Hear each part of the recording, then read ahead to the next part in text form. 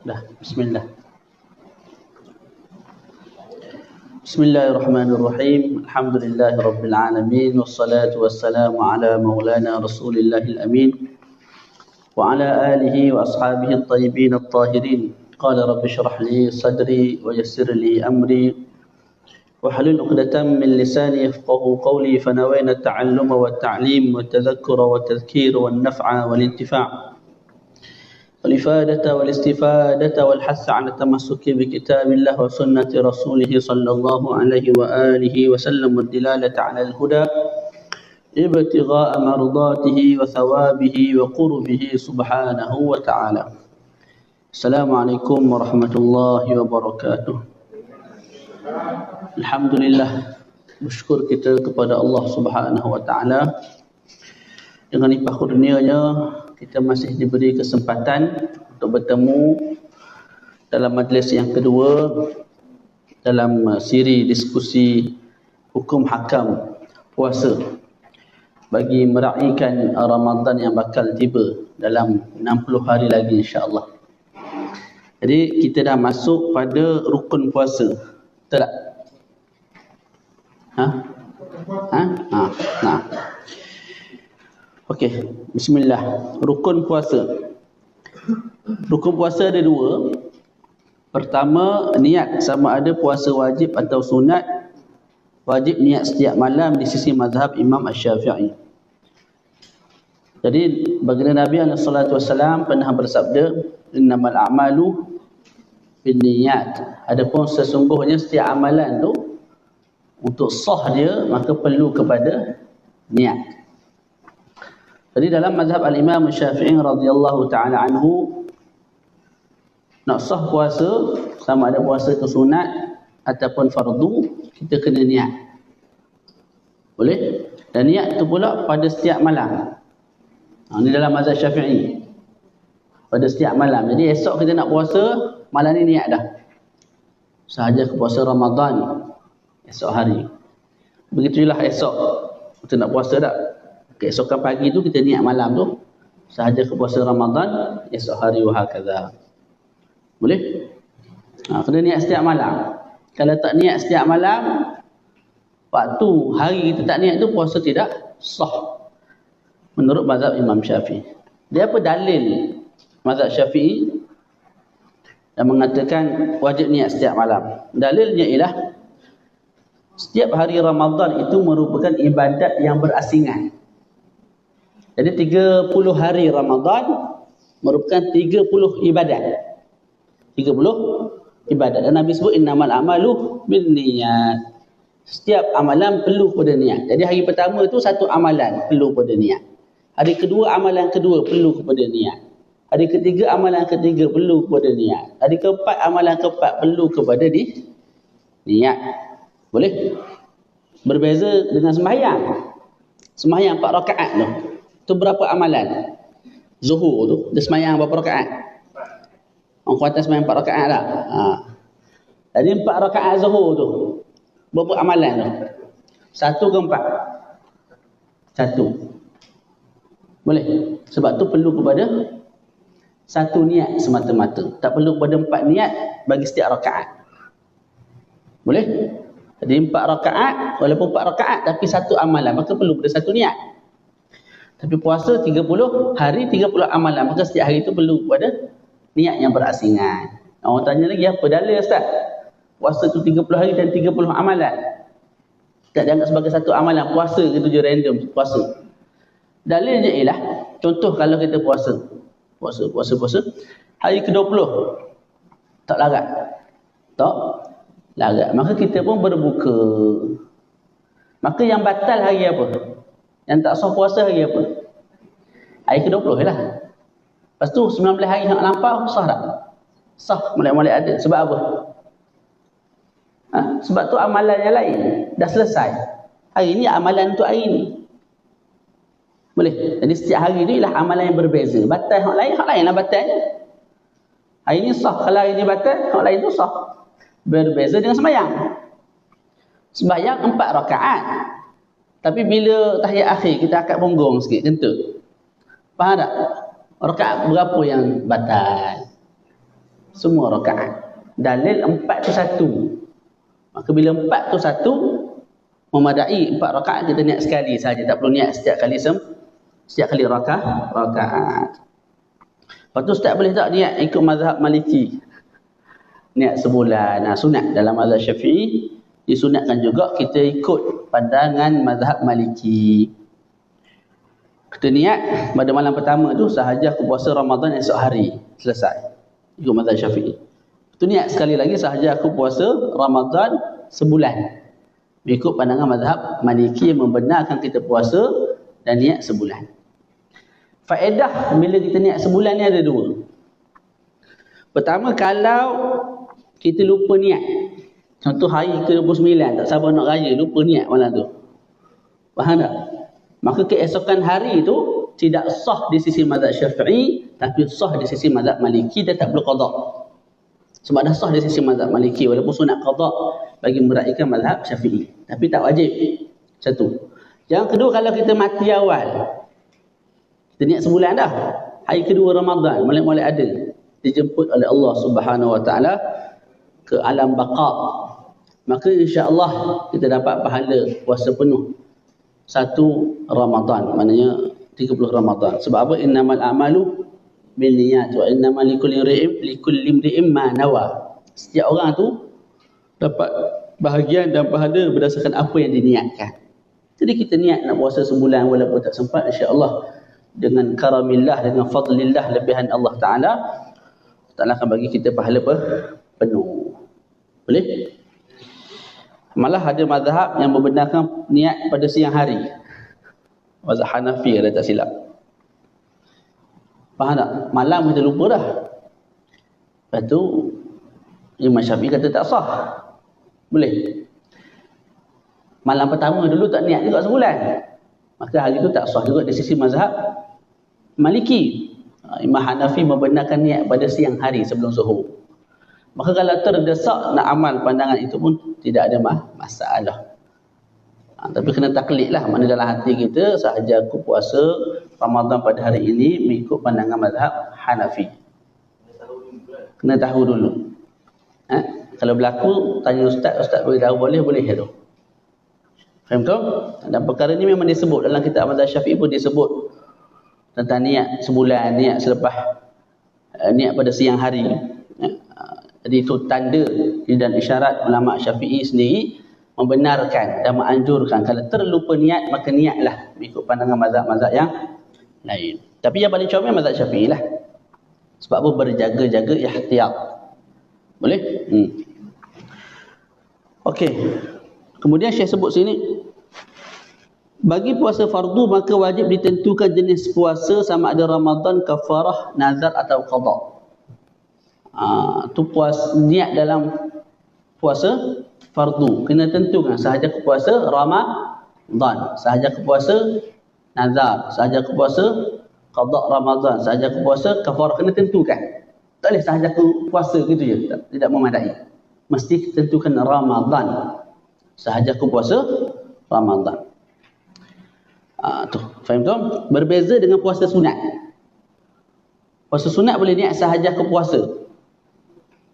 Walaupun yang muktamad kalau puasa tu jenis puasa yang mempunyai waktu, contoh hari Arafah, 9 Dzulhijjah, hari Ashura, 10 Muharram. Yang lebih tepat kita kena tentukan juga dalam niat tu, sahaja ke puasa Ashura, sahaja ke puasa hari Arafah. Kalau niat sahaja ke puasa gitu je, tidak sah. Kalau puasa sunat tu jenis apa? Yang berwaktu. Alah, kuliah masih ada khilaf lah. Masih ada khilaf untuk puasa sunat. Boleh? Jadi puasa wajib kena tentukan Ramadan ke kafarah ke nazar ke qada, kena tentukan. Kemudian tidak boleh gabung antara dua puasa wajib ni yang ditanya pada sesi yang lepas. Dia tinggal Ramadan 2 hari tahun lepas, tak qada-qada, pakai cerah. Masuklah Ramadan tahun ni. Faham tak? Bila masuk Ramadan tahun ni, hari pertama tu dia niat dua. Sahaja ke puasa Ramadan untuk hari ni dan qada tahun lepas. Tu tak boleh, tu mengalat. Faham tak? Tidak memadai. Dia boleh satu sahaja puasa wajib, sehari tu satu. Tak boleh kah? Tak boleh gabung.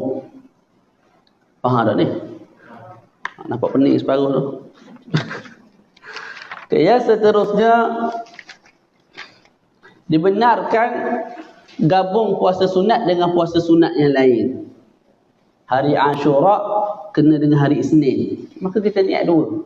Sahaja aku puasa hari sunat hari Isnin dan hari Ashura, dapat dua pahala insya-Allah. Malah sebagai ulama kata kalau tak niat dua, niat satu je, dapat juga pahala dua. Puasa hari Ashura dan juga puasa sunat hari Isnin. Itu menurut sebahagian lah. Cuma yang comel, bila bertembung begitu kita niat dua. Hari Khamis berbetulan dengan hari Arafah, maka sahaja tu puasa sunat hari Arafah dan hari Khamis, dapat dua pahala. Dibenarkan gabung puasa wajib dan puasa sunat. Ni biasa ibu-ibu buat bila? Puasa 6 dah. Dia ganti sekali dengan puasa wajib yang pernah dia tinggal disebabkan datang darah haid dan sebagainya. Gabung dua tak ada masalah. Tapi yang comel pisahkan. Mana kalau sebelum ni tak puasa 5 hari sebab darah haid, maka 5 hari tu asing, lepas tu puasa 6 tu asing, supaya ibadat tu bercambah banyak. Semakin banyak ibadat, semakin banyak pahala. Boleh? Nah, sila. Yang dipangkan tu kalau yang tahun lepas kita tak makan lagi, sampai ke tahun ni, mana dia jadi berada satu, jadi dua lah. Apa yang jadi dua apa? Mana kita tinggal, katalah yang 3 hari kita tak buat, tahun lepas, kita tak buat, yang masuk tahun ni. Jadi, mana ni kalau yang kita tinggal, kalau kita tak buat, masih pada satu ke? Tak, dia satu je, tak bertambah. Puasa tak bertambah, yang bertambah tu fidyah. Fidyah. Tu pun akan dibincangkan insya-Allah. Boleh? Okey. Kemudian sah niat puasa sunat selepas subuh dengan dua syarat. Jadi hak wajib puasa niat malam tu bila? Puasa apa? Puasa fardu, wajib niat malam. Fardu ni kena ingat bukan fardu Ramadan semata dah. Nazar kena niat malam juga. Kafarah kena niat malam juga. Boleh? Kena niat malam. Tapi puasa sunat boleh kita niat walaupun selepas azan subuh. Tapi dengan dua syarat. Pertama, niat dilakukan sebelum zuhur. Niat dilakukan sebelum zuhur. Jadi malam tadi lupa nak niat puasa sunat hari Senin. Pagi tu baru teringat pukul 8 boleh niat. Yang kedua, tidak melakukan perkara yang membatalkan puasa sebelum berniat. Kalau pagi tu dah kena tertarik dengan roti kahwin, tak boleh dah kenyang sedawa dah. Kat kedai juga niat sahaja aku puasa hari Senin. Tak boleh, tak sah. Jadi sebelum niat tu jangan buat perkara-perkara yang membatalkan puasa. Makan dulu, setubuh dulu baru niat. Lepas tubuh mula-mula ada niat. Tak boleh. Faham tak? Jadi dua syarat nak niat pada waktu siang puasa sunat. Pertama niat sebelum zuhur. Yang kedua sebelum niat tu jangan buat perkara-perkara yang membatalkan puasa. Tu. Niat yang paling sempurna ialah nawaitu shauma ghadin an ada'i fardhi syahri ramadhanah li hadhihi sanati lillahi ta'ala. Sahaja aku puasa esok hari untuk mengerjakan fardu puasa Ramadan untuk tahun ini kerana Allah Ta'ala. Yang wajib dua je. Sahaja aku puasa Ramadan tu je. Pertama kita qasad nak buat apa? Nak sembahyang ke, nak keluar zakat ke, nak puasa? Kita nak puasa tak? Itu kita panggil qasad. Sahaja aku puasa. Lepas tu puasa apa? Ramadan. Tu dua tu je wajib. Sahaja aku puasa Ramadan. Aku puasa Ramadan. Itu gila. Yang penting dua benda tu ada. Selain daripada tu, kerana Allah Ta'ala pada bulan Ramadan, pada tahun ini, esok hari, semua tu sunat. Boleh? Nah. Malam tu dia lupa niat, tapi bangun subuh, boleh tak dia dikira sebagai niat? Sahur. Sahur ni boleh tak ganti tempat niat? Dia ada dua syarahan. Hak kata tak boleh pun kena, hak kata boleh pun kena. Hak tak sah dan tidak memadai tu gini. Contoh Zaid. Jenis tak puasa dah Zaid ni. Tak, di pagi tu bangun awal 4:30, 3:30. Sebab apa? Lapar perut. Rebus Maggi 2 minit boleh makan. Tapi jenis orang tak puasa. Jadi masa dia makan waktu sahur tu, ada niat tak nak puasa Ramadan sehari? Tak ada. Yang tu memang confirm tak sah. Tapi kebanyakan manusia bila bangun sahur tu, dalam hati dia ada terlintas, aku puasa Ramadan. Aku puasa Ramadan. Lintasan hati ni dia satu perkara yang sangat laju. Bukan kena cari kiblat, mana kiblat. Wuduk, lupa nak ambil kan wuduk tu. Lepas tu sahaja aku puasa Ramadan. Dah, bukan. Lintasan hati. Kita bangun duduk hadap depan nasi tu. Dalam hati kita ada terlintas nak puasa Ramadan. Beres, itulah niatnya. Jadi kata-kata orang bila sahur memang ada niat insya-Allah. Maka sah lah. Tapi kalau tak ada sungguh, contoh lain yang tak ada sungguh, tak ada satu. Yang kedua, dipaksa. Tergerak dia, sepak terajang dia tak nak sahur, terpaksa makan. Ini memang tak ada langsung kehendak nak puasa tu. Itu tak sah. Walaupun perbuatan dia buat tu, kira sahur lah tu kalau kiranya waktu tu. Tak, itu tak sah. Sebab tidak ada langsung terlintas dalam hati untuk berpuasa. Jadi kalau dengar ustaz kata tak sah pun kena, kata sah pun kena. Tapi dengan cara terang tu. Dalam kitab pun biasa disebut. Dalam kitab dia sebut tak memadai.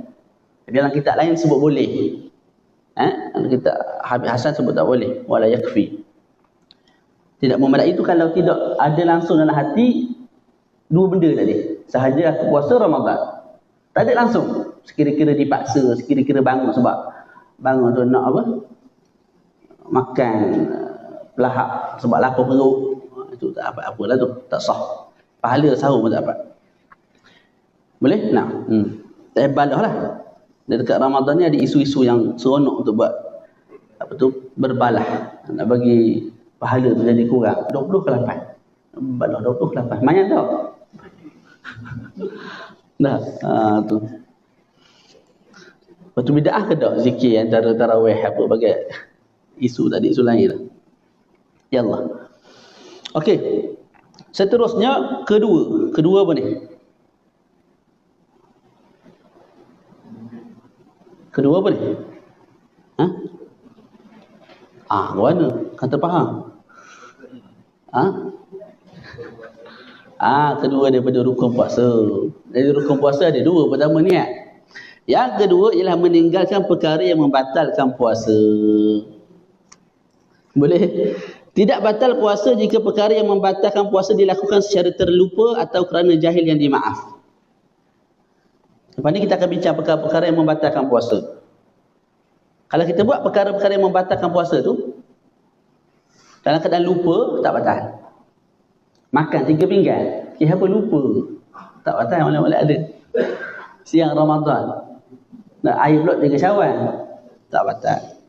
Atau berjimak, terlupa, bini lupa, tu lelaki pun lupa. Kalau berlaku lah, tu teruk sangat tu. Tapi kalau berlaku sungguh, bersetubuh pada siang Ramadan kerana terlupa tu Ramadan, kita sebut tak batal. Tapi jangan pura-pura lupa. Tu batal. Denda pun puasa 2 bulan berturut-turut sebagaimana akan datang. Boleh? Yang kedua ialah mana tadi jahil yang dimaaf. Yang kedua jahil. Tak tahu hukum. Itu dimaaf. Tapi jahil yang macam mana dimaaf tu? Dua. Jahil yang dimaaf ialah individu yang hidup berjauhan dengan ulama. Contohlah, tuan imam kita pergi mengajar di tempat orang asli ke, ataupun di hutan Amazon ke, 2-3 orang. Dan peluk Islam, tu imam mati. Tak ada ajar bab puasa. Ataupun tak ada ajar bab perkara-perkara yang membatalkan puasa. Dan syarah daripada awal tadi, set pertama, set kedua, perkara-perkara yang membatalkan lupa nak syarah. Mati dulu tu imam. Jadi anak murid ni puasa tapi ada part-part yang tak tahu, jangan buat. Contohnya bersetubuh siang Ramadan ataupun masukkan sesuatu ke dalam rongga terbuka sehingga masuk ke batin. Itu kita sebut tak batal. Sebab apa? Hidupnya jauh daripada ulama. Boleh? Tapi kalau kita hari ni, saya terlupa, saya tak tahu hukum, saya ingatkan tak boleh. Ingatkan boleh. Yang tu tak boleh terima lah. Sebab kuliah maghrib, kuliah subuh, kuliah duha ni, kuliah isyak pun ada.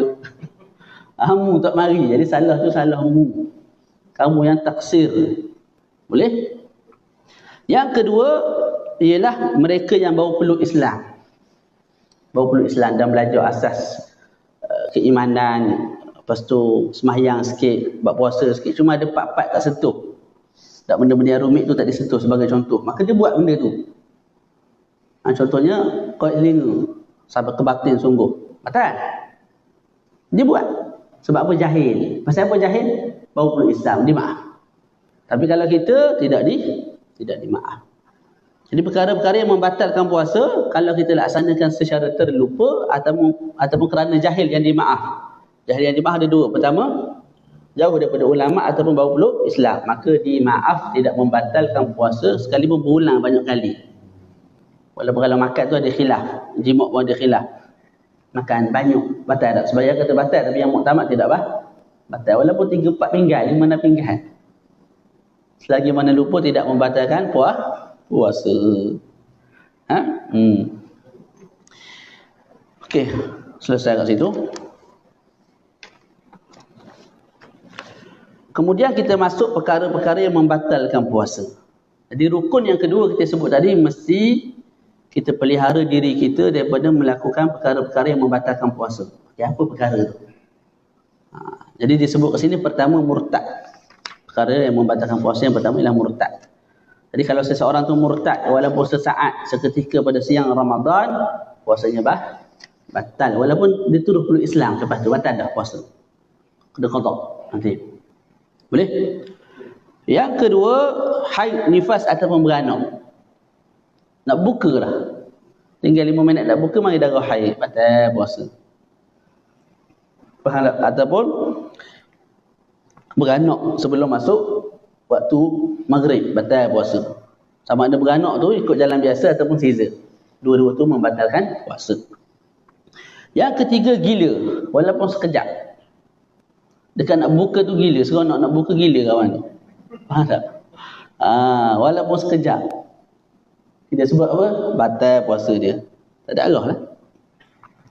Cuma kena qada ataupun tidak, saya rasa pernah terang sebelum ni. Ada tak? Kalau sengaja gila, kena qada. Tapi kalau tak sengaja gila, tak perlu qada. Sengaja gila ni pergi cari ubat gila. Tak, stres dengan bini contoh. Jadi nak gila seminggu, beli ubat gila seminggu. Nak gila 2 minggu, cari nak 2 minggu. Contohlah. Faham tak? Maka kita sebut yang tu batal puasa, dalam masa sama kena qada. Tapi kalau gila tu tak sengaja, diuji oleh Allah Ta'ala penyakit gila, maka tidak wajib qada. Batal puasa batal, tapi tak wajib qada. Ya Allah. Seterusnya, 3 perkara ini membatalkan puasa walaupun berlaku sesaat pada siang Ramadan. Okey. Keempat, pengsan dan mabuk. Yang ini saya bawa 3 pandangan ulama. Pengsan dan mabuk. Ulama berbeza pandangan dalam masalah ini. Kita ada 3 orang, 3 pandangan. Yang pertama, Imam Ramli. Ni bukan Imam Ramli burger ni. Kawan tu saya buat burger. Tak ada nak mengaji. Faham tak? Marah dia kalau dengar ni. Tapi macam-macam dah sekarang ni, bukan burger je. Ada oblong, Ramli. Benda lagi. Banyak dah Ramli sekarang ni. Batal puasa jika pengsan dan mabuk sepanjang siang. Tidak jika sedar walaupun sekejap, hukum puasa bolak-balik. Semula. Batal puasa jika pengsan dan mabuk sepanjang siang. Sepanjang siang, betul lah. Jika sedar walaupun sekejap, puasa dihukumkan sebagai sah. Jadi di sisi Imam Ramli disebut apa? Nak batal puasa disyaratkan mabuk dan pengsan tu sepanjang hari. Macam mana gambarannya?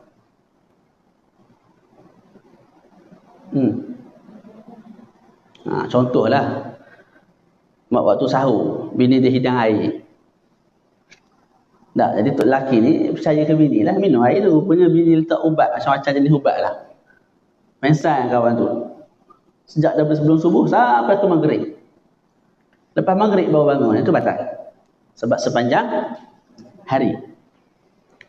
Jadi kalau tersedar sekejap, Contoh pukul 12 tu tersedar sekejap dan 3 minit perasan balik, puasanya dah sah.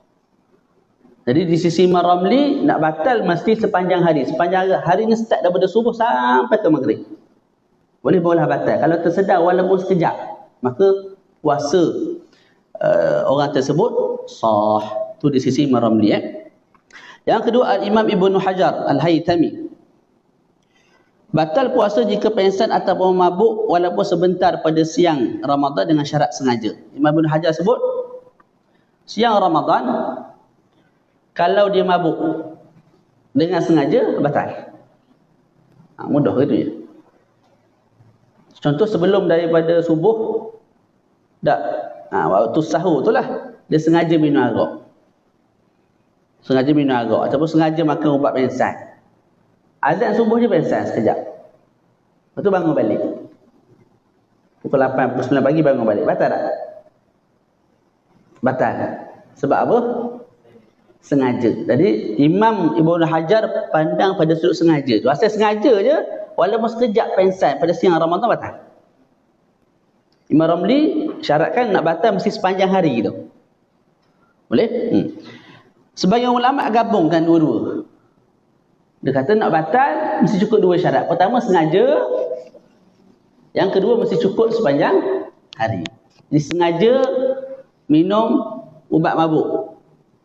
Lepas tu mabuk tu sepanjang hari sampai ke maghrib, batal. Sengaja makan ubat gila, lepas tu gila daripada subuh sampai ke maghrib, batal. Gugur salah satu syarat, tidak batal. Tak pening dah. Dia bawa 3 ni, bawa banyak ni jadi lupa banyak. Sepatutnya bawa 1, lupa 1. Nanti kita jawab, kita ulang balik. Jadi Imam Ramli dia pandang pada sudut apa? Nak batal tu mesti pengsan ataupun mabuk sepanjang hari. Start daripada awal subuh sampai ke maghrib. Sedar sekejap, sah. Itu nak ingat. Imam Ibn Hajar sudut sengaja. Sengaja mabuk, sengaja pengsan walaupun sekejap pada siang Ramadan, tu batal. Sama ada sepanjang hari ataupun tak sepanjang hari. Yang penting sengaja. Ada sebagian ulama dia gabung dua-dua tu. Nak batal mesti cukup 2 syarat. Pertama sengaja mabuk dan mesti sepanjang hari. Kalau sengaja mabuk tapi pengsannya sekejap, maka tidak batal. Boleh? Kembali kepada soalan, tidur sepanjang hari juga batal. Berlaku khilaf juga sebenarnya dalam mazhab Syafi'i, tapi yang muktamad tidak batal. Tidak batal kalau tidur sepanjang hari. Boleh? Boleh try apa ni? Tapi apa tu nama? Semayang lah. Tinggal semayang. Allah. Tapi semayang ni kalau tinggal sebab tidur, berasa tak? Tak berasa. Buat agama. Sebab tidur, tak semayang. Berasa tak?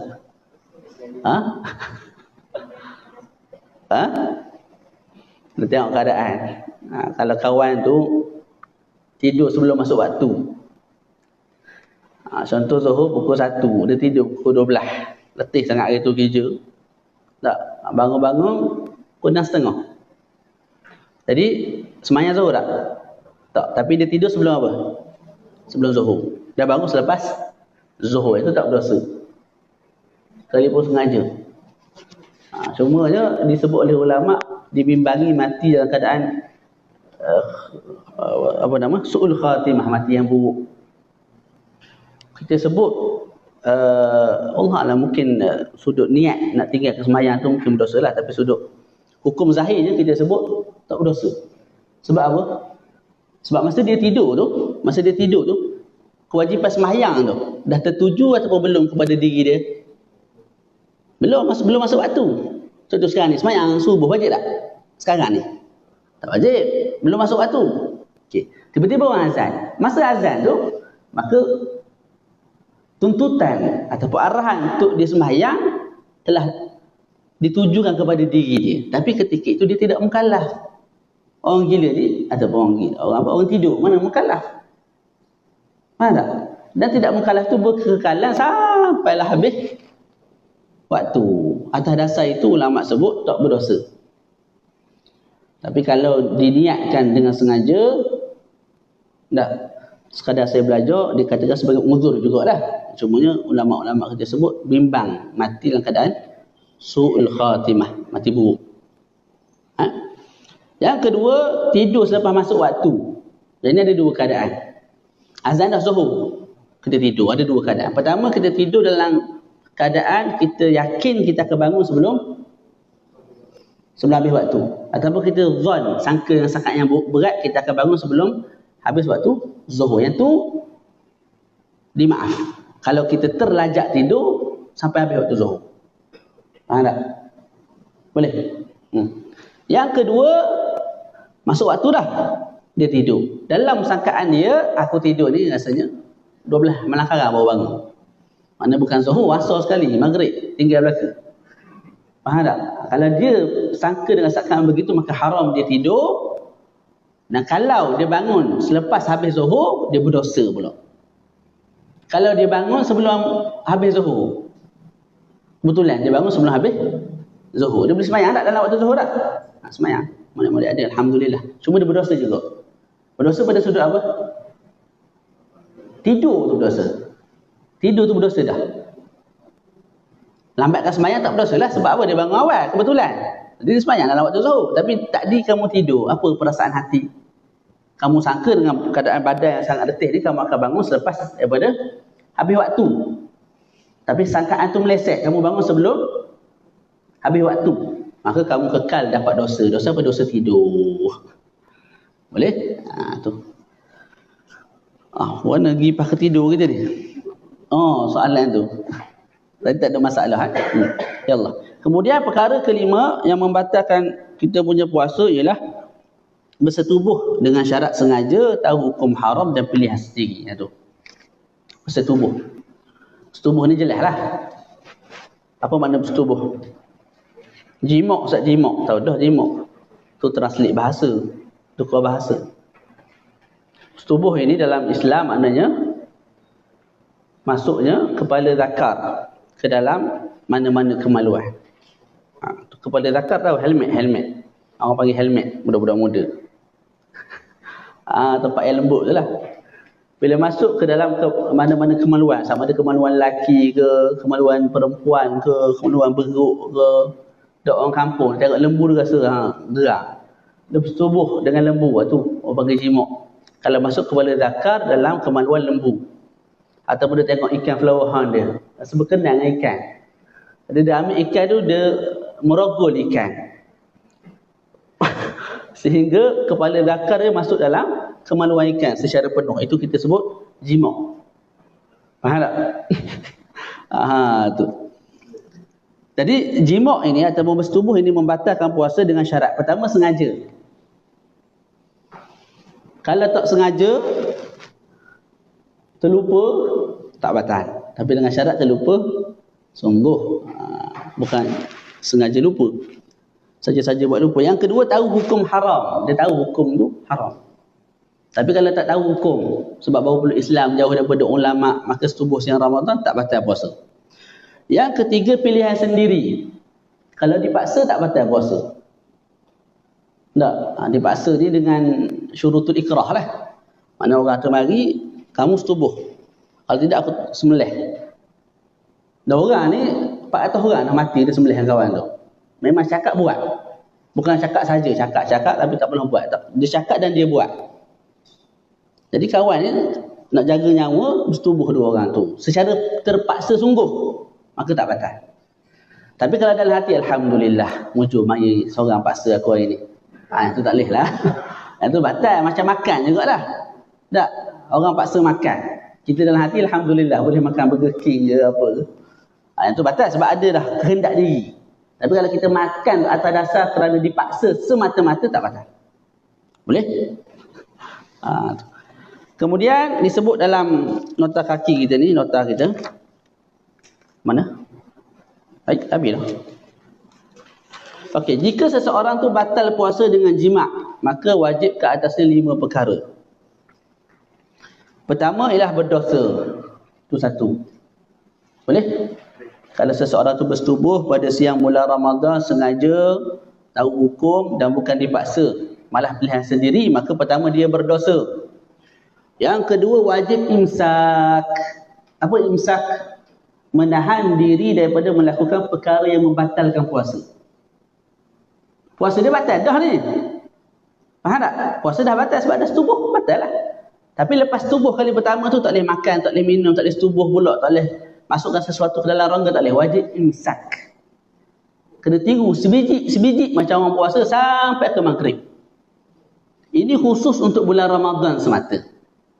Kalau bulan lain tak wajib imsak. Contoh Zaid. Ada Zaid dalam ni? Tak ada lah. Jadi Zaid ni bersetubuh pada siang bulan Ramadan. Silap. Zaid dia qada Ramadan. Qada Ramadan. Bila qada Ramadan boleh tak dibatalkan secara sengaja? Tak boleh. Perkara-perkara yang wajib tak boleh kita batalkan secara sengaja. Berbeza dengan perkara-perkara sunat. Jadi hari tu Zahid ni tak tahulah lagu mana gamaknya bersetubuh dengan isteri dia. Okay, bila setubuh kita sebut batal. Settle batal. Okay, wajib imsak tak? Tak. Mana kalau nak setubuh pula kali kedua ataupun nak makan, nak minum, nak kat hidung, nak buat, ikut pergi tak ada masalah. Jadi imsak khususiat bagi Ramadan semata-mata. Di syarafil yawm ataupun di syarafil waqt, kerana kemuliaan Ramadan. Boleh? Nah, ni pun samalah hukum ke atas mereka yang sengaja buka. Contoh, kita ambil air sengaja buka ni. Seteguk, batal tak? Batal, tak boleh dah minum kali kedua. Tegukan kedua haram, tegukan ketiga haram. Lepas tu semua haram. Dosa, atas dosa. Wajib dia imsak. Tiru sebiji-sebiji macam orang yang berpuasa. Orang yang lupa niat pada waktu malam. Dosa tak? Tak berdosa. Sebab lupa niat. Tapi pagi tu wajib imsak. Sebab apa wajib juga imsak? Walaupun puasa tak sah di sisi mazhab Syafi'i lah. Sebab dia ada nau'u taqsir. Kesilapan tu kita nisbah kepada diri dia. Sepatutnya ibadat ni kamu ambil berat, ihtimam. Jadi jangan lupa niat, jangan lupa tu, jangan lupa ni. Ini sampai terlupa kamu yang telah cuai. Maka kita sebut wajib juga imsak dia siang tu sampai ke maghrib. Dikira tak dikira dalam mazhab Syafi'i puasa tu, tapi wajib imsak. Lepas tu wajib imsak dapat pahala. Dapat pahala sebab taat kepada perintah syarak. Boleh? Bukan saya sajalah maknanya. Dia tak makan tu dapat pahala, tapi taklah dapat pahala puasa. Dapat pahala menahan diri tu. Boleh? Itu imsak kat sini.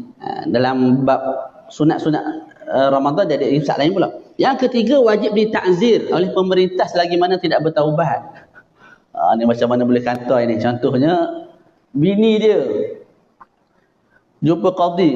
Tuan qadi, saya dipaksa oleh suami saya. Saya nak puasa. Kawan tu hambat-hambat, terjadilah hubungan tersebut. Saya nak puasa. Faham tak? Jadi tengok-tengok suami belum bertaubat, maka qadi wajib takzir. Suami takzir ni denda lah. Dan denda ni berbeza ikut orang. Kalau orang tu kaya, jangan suruh bayar duit. Nanti dia menganjing. Berapa qadi? 1,000 sehari. Okey, saya nak jimat 30 hari ni, ambil 30,000. Faham tak? Bayar siap-siap dah untuk hari esok, lusa, denda akan datang. Mungkin kita buat denda yang memalukan dia. Isytihar di Facebook ke, datuk sekian-sekian bersetubuh dengan isteri pada siang bulan Ramadan. Tepek kat Facebook. Selok kawan tu. Ataupun conteng muka dia ke, pusing satu bandar. Ataupun pukul. Kalau orang tu jenis orang kampung dah, tahan lasak, kena sepok terajang tu biasa. Lagi pukul rotan. Tak rasa benda lah kawan tu denda dengan duit. Sebab kawan tu puas nak cari duit. Sari nak cari kepitih. Kita denda duit. Itu takzir. Jadi kalau tak bertaubat, ditakzir. Kalau bertaubat dah, maka tak ditakzir. Yang keempat, wajib qada. Wajib qada. Dan qada tu wajib segera. Sebab dia membatalkan Ramadan dengan sengaja. Segera tu bila? Dia wajib qada segera. 2 Syawal kena qada selalu. Kamu tangguh buat 3 Syawal, dosa. Buat 4 Syawal, dosa. Jadi apa-apa puasa yang dibatalkan dengan sengaja, sama ada dengan makan dengan sengaja, dengan jimuk dengan sengaja, maka wajib diqada dengan segera. Apa qada dengan segera? 2 Syawal kena qada. Tapi kalau terbatal secara tak sengaja, itu sunat qada segera. Nak qada bulan depan ataupun bulan selagi tak ada masalah. Sunat qada segera. Nah. Yang kelima, wajib membayar kafarah. Wajib membayar kafarah. Disebut kafaratul uzma, kafarah yang besar. Kafarah yang besar tu pula berturut-turut. Tak mampu yang pertama, pindah yang kedua. Tak mampu kedua, pindah yang ketiga. Apa kafarah? Yang pertama, membebaskan hamba. Ini ada tak orang boleh bebaskan hamba? Tak ada lah. Ini bukan orang gaji ni. Dia ada orang gaji, dia bebaskan orang gaji tu. Pergilah, kamu terbebas. Bukan. Hamba sungguh dibebaskan. Hamba yang beriman, yang sihat tubuh badan. Okay, tak mampu nombor 1, barulah boleh pindah nombor 2. Ini nombor 2 selalulah. Tak ada hamba dah. Puasa 2 bulan berturut-turut. Puasa 2 bulan berturut-turut mengikut bulan Islam. Boleh? 2 bulan berturut-turut. Kalau kita start awal bulan, maka kalau bulan ni 29, bulan depan pun 29, beres. 29, 29. Kalau kita start awal bulan.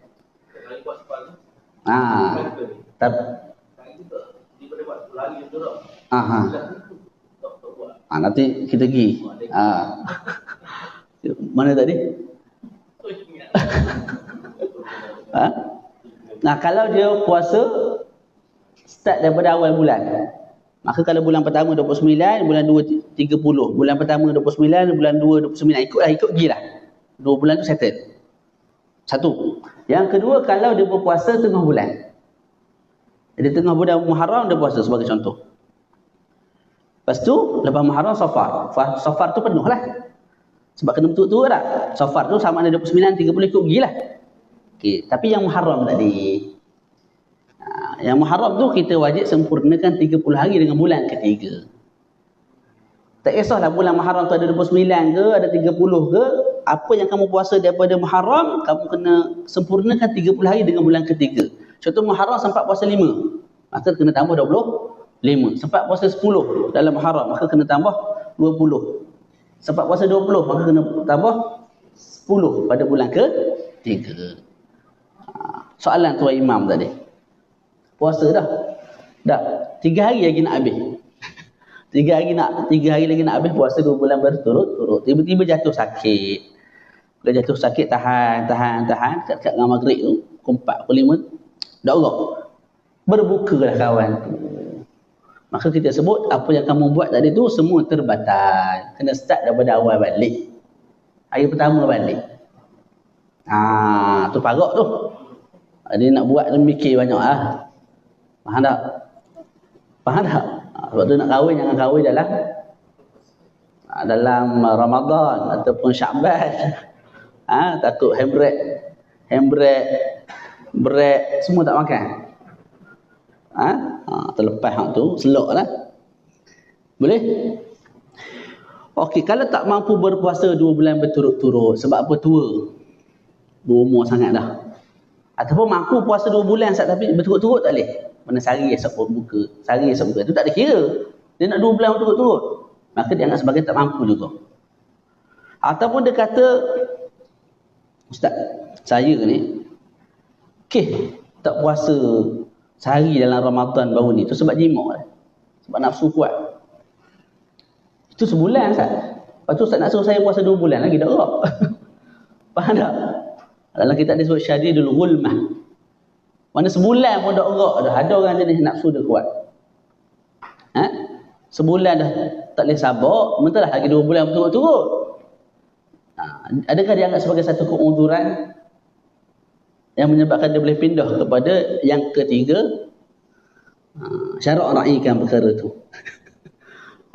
Yang muktamad dalam mazhab Syafi'i dianggap sebagai satu keuzuran. Maka dianggap sebagai tak mampu berpuasa. Boleh pindah nombor 3, iaitu memberi makan 60 orang miskin Setiap seorang satu cupok makanan. Satu cupok banyak mana? Ni, satu rauk. Satu rauk. Satu mut, satu cupok. Rauk tangan orang yang sederhana besar, sederhana kecil lah. Jangan cari tangan baby. Satu rauk je mat-cermat awak ni. Tu. Dalam lebih kurang berapa? 250 gram lebih kurang gitu lah.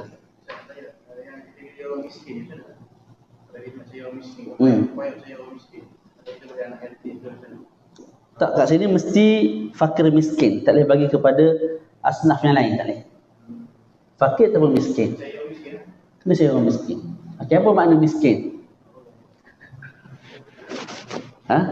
Takrif yang paling mudah ialah keperluan harian dia. Allahumma salli ala Muhammad. Dia gini, ada 3 kan. Kaya, sederhana, miskin. Kaya, sederhana, miskin. Ni takrif yang mudah. Kaya ni, duit yang masuk lebih banyak daripada duit yang keluar. Contoh keperluan bulanan dia 10,000, anak ramai. Maka, tapi masuk 20,000 sebulan. Kaya tu. Faham tak? Yang masuk lagi banyak daripada yang keluar. Kalau sama, masuk 4,000 habis 4,000, tak ada dia sen apa. Itu sederhana. Tengok kita duduk mana. Rasanya ketiga lah.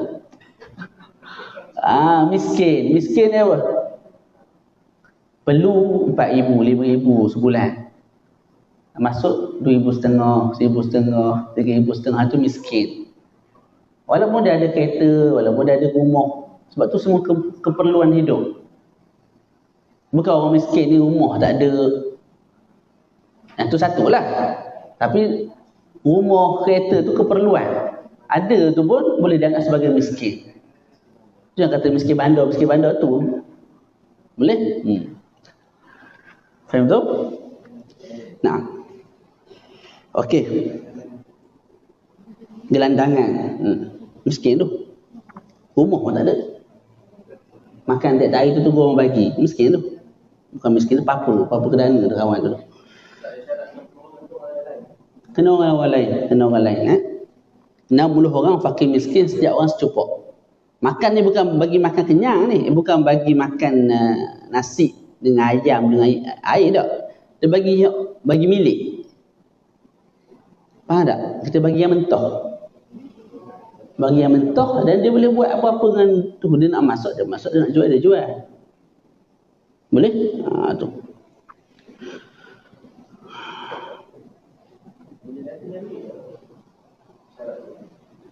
Nanti dengan duit. Allah Alam. Dalam mazhab Syafi'i, Allah Alam. Kalau zakat fitrah boleh, sini tak tahu, tak pasti saya. Zakat fitrah bukan boleh lah, mana ada mazhab kata boleh ganti dengan pitih. RM7 bayar kan. Tapi sini Allah Alam boleh jadi ada juga lah pandangan. Okey. Kita buka soalan dulu kalau ada. Yang ketiga tu makan miskin tu, yang ketiga tu untuk sampai itu untuk tak sekali persetubuhan. sekali lah. Dia kalau persetubuhan tu berlaku banyak kali tapi dalam sehari. Yang tu sekali je. Boleh tahan haji belakang. Kopi kena saigon 7 ya. Dulu naik RM1.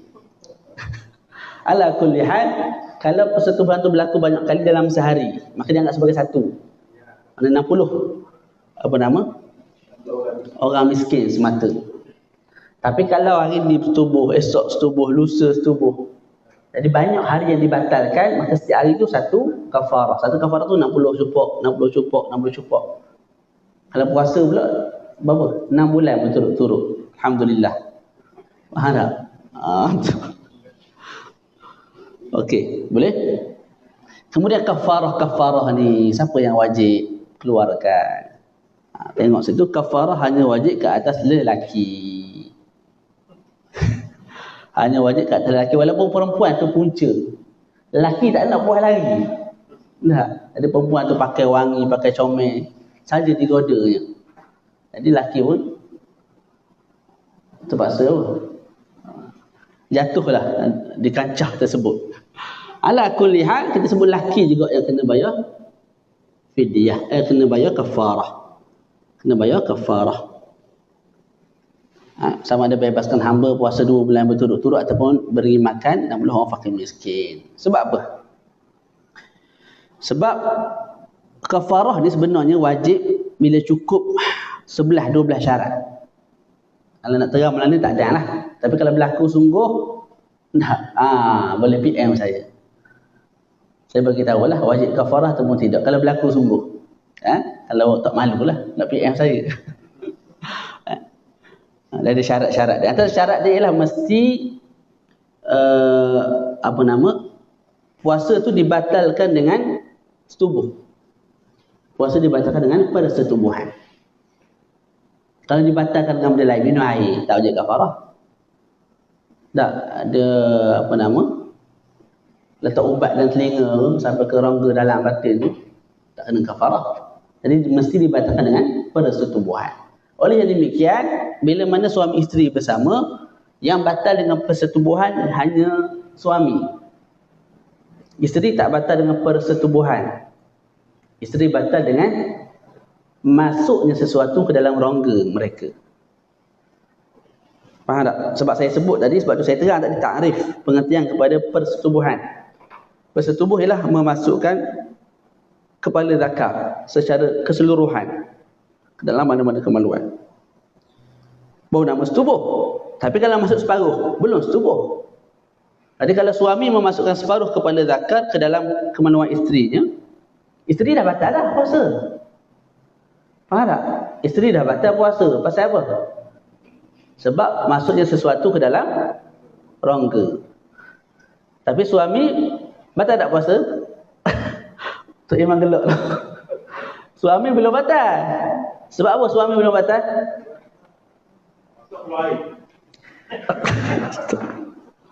Bukan. Suami belum batal sebab belum berlakunya persetubuhan. Nak berlaku bersetubuh, mesti seluruh kepala zakar tu mas ke dalam. Boleh? Pening budak 3 orang belakang. Faham tak? Jadi perempuan batal dengan cara lain, laki yang batal dengan bersetubuh. Sebab tu laki yang kena bayar fidyah, bayar kafarah. Boleh? Okey. Kemudian kafarah akan berbilang-bilang jika hari yang dibatalkan dengan jima itu berbilang-bilang. Saya dah terang tadi. Nah. Okay. Yang keenam. Boleh? Masukkan sesuatu ke dalam rongga melalui lubang yang terbuka. Ini perkara yang keenam yang membatalkan puasa. Masukkan sesuatu ke dalam rongga melalui lubang yang terbuka. Okay. Pertama, kita kena tahu lubang yang terbuka dulu. Ataupun masukkan sesuatu dulu. Sesuatu tu ialah zat-zat macam air, nasi, ataupun apa yang ada atas roti tu, bijan. Walaupun satu bijan, telan batal. Mesti bentuk zat. Tapi kalau benda tu hanya kesan, tak batal. Contoh kita gosok gigi. Tak guna apa? Mukmin ke, halajal ke, ikutlah. Jadi lepas daripada gosok gigi tu, kan dia rasa pedas-pedas sikit rasa. Yang tu kesan. Tak batal puasa. Batal puasa kalau telan ubat gigi, telan buruh gigi je tu batal. Faham tak? Kalau telan kesan tu tak batal. Boleh? Tak macam yang masa COVID dulu kan, yang test swab tu dalam hidung semua. Batal. Itu bukan kita tengok fatwa-fatwa di Malaysia ni ada yang ulama kata batal, ada yang kata tak. Kita orang awam ni, selagi mana autoriti tu sah, bolehlah ambil insya-Allah. Tapi saya sendiri pegang batal lah. Sebab dia masuk dalam sungguh tu. Tapi dia orang kaji, dia orang kata tak dalam, tapi rasa tu dalam sungguh dah. Saya pergi hari ni. Masa tu diwajibkan semua surat dah dulu. Kalau ikut mazhab Syafi'i, kaedah mazhab Syafi'i memang batal lah. Nah, boleh? Okey. Kemudian apa tadi? Kita bincang apa tadi? Sesuatu kan? Jadi masuk sesuatu. Kalau kesan semata tak batal. Yang kedua, ke dalam rongga melalui lubang yang terbuka. Rongga tu apa? Rongga ni ialah sesuatu yang tidak ada isi di dalamnya. Itu rongga. Jauh. Contoh apa? Ni. Telinga. Apa? Halqum. Dalam halqum kan kosong. Perut kalau dibuang, isi dalam dia akan jadi kosong. Usus. Tak. Benda lagi. Tulang. Dalam tulang. Kalau dibuang, apa nama tengah tu? Sumsum. Tu rongga. Urat. Kalau dibuang darah, dia akan jadi kosong. Tu dipanggil rongga. Jauh. Berbeza dengan daging. Ini daging ni ya. Daging ni memang daging lah. Di mana? Kalau macam apa tadi, tulang kan? Tulang, dalam tu ada sesuatu kan? Kalau dibuang tu, dia akan jadi kosong. Tu rongga. Tempat kosong tu. Tapi daging, dia dalam apa? Tak ada dalam apa? Memang daging gitu. Tak, maka tu bukan rongga. Boleh? Sama ada dia ada kekuatan nak mengubah makanan tu jadi vitamin, jadi sisa-sisa makanan ataupun tak. Macam perut dia ada kekuatan tu. Macam otak pun ada kekuatan tu. Untuk ubah ubat ke dan sebagainya. Sama ada kekuatan tu ataupun tidak. Yang penting dia tu rongga. Tadi yang disebut oleh ulama' ialah salur kencing. Salur yang ada pada dada perempuan. Tempat susu tu. Boleh? Tu. Kalau masuk sesuatu ke dalam tu, kebatil maka batal. Okay, itu kita sebut rongga. Dan mesti masuk ke dalam rongga tu melalui lubang yang terbuka. Dalam mazhab Syafi'i semua ni lubang yang terbuka. Lubang yang ada kat badan kita semua lubang yang terbuka melainkan mata. Telinga lubang terbuka. Mulut lubang terbuka. Hidung lubang terbuka. Dubur lubang terbuka. Kemaluan depan lubang terbuka. Boleh? Mata bukan lubang yang terbuka. Walaupun mungkin masuk ke dalam sini. Jadi kalau ikut mazhab Syafi'i, kita pakai apa? Aimor ke, kita pakai celok ke, rasa aimor sini. Tak batal. Sebab walaupun masuk ke dalam jauh, ke dalam batin, tak. Tapi bukan melalui rongga yang terbuka. Maka tak batal. Orang tanya, Ustaz, kalau kita, ambil apa? Suntikan siang Ramadan. Boleh tak? Bukan masalah boleh tak boleh. Batal tak puasa? Pertama, kalau kita suntik dekat daging ni lah. Sini, otak. Maka yang tu jelas tak batal. Sebab disuntik bukan melalui rongga yang terbuka. Dia bukan macam hidung, bukan macam ni. Dan masuk ke dalam tu pula, daging tu bukan pula jauh, bukan pula rongga. Jadi masuk bukan melalui lubang yang terbuka, dan masuk ke dalam tu bukan masuk ke dalam rongga. Maka tak batal. Tapi kalau kita salur darah. Kita sebut tadi apa? Rongga. Sebab kalau dibuang darah, dia jadi apa? Kosong. Yang tu batal tak? Tak batal juga. Sebab apa tak batal?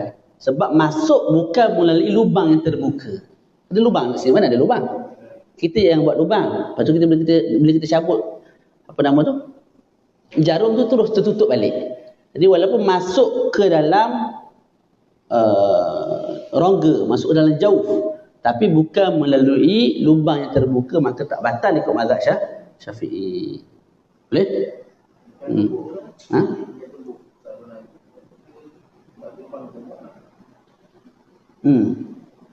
Dia kalau disebut dalam kitab fiqh, kita ambil pisau lah. Setiap sebut. Tu. Lubang yang terzahir tu besar.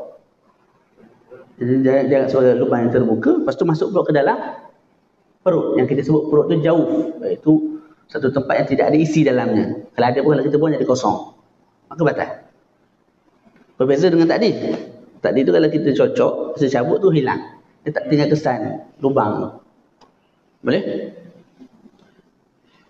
Okey. Tengok sini. Tidak batal puasa jika yang masuk ke dalam rongga semata-mata udara ataupun bau. Itu tak batal lah. Semua lubang dianggap sebagai rongga terbuka di sisi mazhab Syafi'i melainkan mata. Begitu juga telinga di sisi Imam Al-Ghazali. Ini pandangan peribadi Imam Ghazali. Jadi kalau kita terpaksa kena apa? Masuk ubat ikut telinga ke, kita ambil pandangan mazhab ataupun pandangan Imam Ghazali yang mengatakan telinga ni bukan lubang yang terbuka. Boleh berpegang, taklid. Maka tak batal lah. Boleh? Maksud rongga di sini ialah setiap perkara yang kosong atau setiap perkara yang boleh mengubah makanan dan ubat seperti usus dan otak. Boleh? Habis sikit lagi tak? Nak habis ni? Nak habis dah ngatuk mata kawan apa? Tak ngatuk mata? Ha? Ngatuk dah. 7, sengaja mengeluarkan air mani. Kesimpulan hukum mengeluarkan air mani. Tengok. Yang pertama, batal puasa pada 2 gambaran. Keluarkan air mani. Yang pertama, onani. Istimna. Apa istimna? Kehendak ataupun sengaja keluarkan air mani lah. Ada kehendak nak keluarkan air mani. Dengan apa cara sekalipun. Kalau keluar sungguh air mani pada siang Ramadan, batal. Dia guna tangan sendiri, keluar air mani, batal. Dia guna tangan isteri, keluar air mani, batal. Pada siang Ramadan. Dia guna tangan member contoh, tak, keluar air mani, batal. Ataupun dia guna benda-benda alat-alat tertentu. Guna patung ke apa. Niatnya apa dalam hati? Nak keluarkan air mani. Jadi onani ni ingat. Ada niat nak keluarkan air mani, itulah onani. Dia tengok. Awak tengok pasal apa? Saya tengok benda ni, tujuan Ustaz nak keluarkan air mani, Ustaz. Nak puas. Tengok keluar air mani, batal. Dia fikir benda tak elok. Tanya, fikir pasal apa? Tujuan saya nak keluarkan air mani. Dia fikir, keluar sungguh air mani, batal. Tapi kalau tak keluar, tak batal lah. Jadi apa dia istimna? Ada niat nak keluarkan air mani. Dengan apa cara sekalipun. Dan keluar sungguh air mani, batal. Boleh? Tangan isteri pun batal. Tangan isteri malam Ramadan tak apa. Siang Ramadan kena sabar. Tangan sendiri pagi pun tak boleh, petang pun tak boleh, malam pun tak boleh, pagi subuh pun tak boleh. Tangan sendiri haram. Boleh? Tu. Yang kedua, sentuh tanpa berlapik dengan isteri sendiri. Betul tak? Sentuh tanpa berlapik dengan isteri sendiri. Maknanya suami isteri tidak berpakaian ataupun berpakaian tapi part yang disentuh tu kulit ke kulit. Walaupun tidak bernafsu. Kemudian keluar air mani, batal. Jadi bila dengan isteri sendiri, syarat nak batal apa? Mesti tiada lapik. Mesti tiada lapik. Dan keluar air mani, batal dulu. Kalau ada lapik, tak batal. Mana suami pakai lengkap, sekali dengan emas semua apa semua. Isteri pun sama, contoh. Ada berlakunya, bukan persetubuhan ni, persetubuhan batal dah. Berlakunya benda-benda tu, ciuman dan sebagainya, keluar air mani, tak batal. Pasal apa tak batal? Sebab berlapik. Jadi syarat untuk batal bila sentuh isteri, mesti apa? Tanpa lapik, walaupun tanpa nafsu. Keluar air mani batal. Tapi kalau ada lapik, walaupun bernafsu tak batal. Boleh? Ada gitu hukum syaraknya. Okay, yang seterusnya tidak membatalkan puasa pada 2 gambaran. Keluar tanpa sentuhan seperti melihat dan berfikir. Pukul 12 tengah hari dia tenung, bengong, sorang-sorang keluar air mani. Batal puasa. Tak batal puasa. Bila tak batal? Bila tidak ada niat nak keluarkan air mani. Mana sokmo tengok sebelum ni molek dah tak?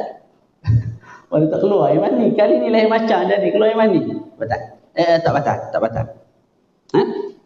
Ataupun dia berfikir.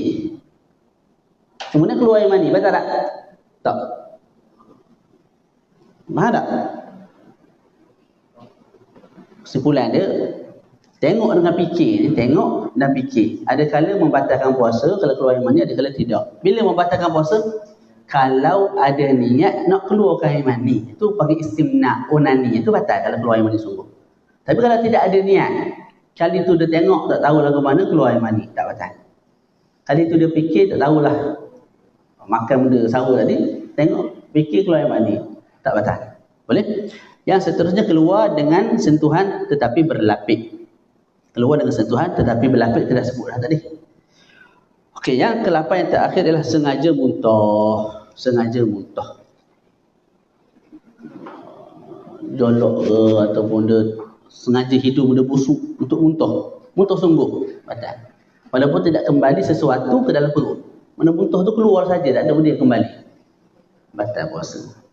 Tapi kalau termuntah, orang panggil lugar, sebab apa? Lauk ke ataupun motor kereta ke, jadi pening muntah itu tak batal. Tapi kena ingat, bila kita muntah mulut kita bernajis. Bila menajis kena bersihkan dengan air mutlak. Kalau kita tidak bersihkan dengan air mutlak, kita main buang. Jadi akhir sekali kesan najis tu dah hilang, rasa najis, kita pun telan air dia. Puasa batal. Sebab apa puasa batal? Sebab kamu telan air liur yang bernajis. Air liur boleh ditelan, malah boleh dikumpul pun. Kumpul penuh, telan. Kumpul penuh, telan. Dan 3 kali hilang dahaga, tak batal. Tapi dengan syarat tak bercampur dengan najis dan benda lain. Boleh? Kalau macam pagi kita betul cuti kan, kita berjalan. Dari macam kita bertelan. Kalau tertelan tak batal lah. Dia macam ada makanan, tak, kita tak boleh nak buang, ataupun kita nak buang tertelan, tak batal. Tapi kalau sengaja telan, itu batal. Ataupun mampu buang tapi duduk buat cokoh tepi duduk biar lama, tertelan, itu batal. Sebab kita dah boleh buang, tak buang. Tapi kalau daripada awal tu kita nak tak lepas, ataupun dari ujung-ujung ni dia nak tak lepas, termasuk, itu tak batal. Boleh? Okey.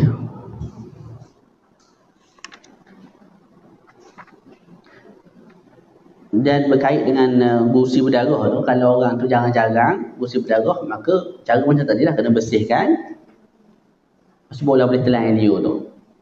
Tapi kalau tak bersihkan, ada kesan darah, telan, batal puasa. Tapi kalau diuji semua dengan gusi berdarah, tak, maka ketika itu hukum dia lain lah, dia maaf walaupun telan dengan darah-darah. Sebab dia akan jadi rumit sangat. Pertama musim panas, orang tu pula tak mau keluar, sekejap lagi tandas nak bersihkan, lepas tu lama sikit rasa darah pergi tandas pula. Jadi 2 kali sebetul pergi ke tandas nak bersihkan mulut. Maka ketika itu dimaaf kalau telan. Tapi kalau jarang-jarang berlaku, maka kena bersihkan dengan cara yang telah kita terangkan. Wallahualam. Selesai situ. Ada soalan? Tak ada dah. Ngatuk mata dah masing-masing. InsyaAllah pada sesi akan datang kita habiskan apa yang berbaki, iaitu pembahasan tentang perkara sunat dan perkara makruh, dan beberapa masalah yang berkaitlah insyaAllah ta'ala minggu depan insyaAllah. Wa sallallahu ala sayyidina Muhammad wa ala alihi wa sahbihi wa baraka wa sallam. Alhamdulillahi rabbil alamin. Assalamualaikum warahmatullahi ta'ala wabarakatuh.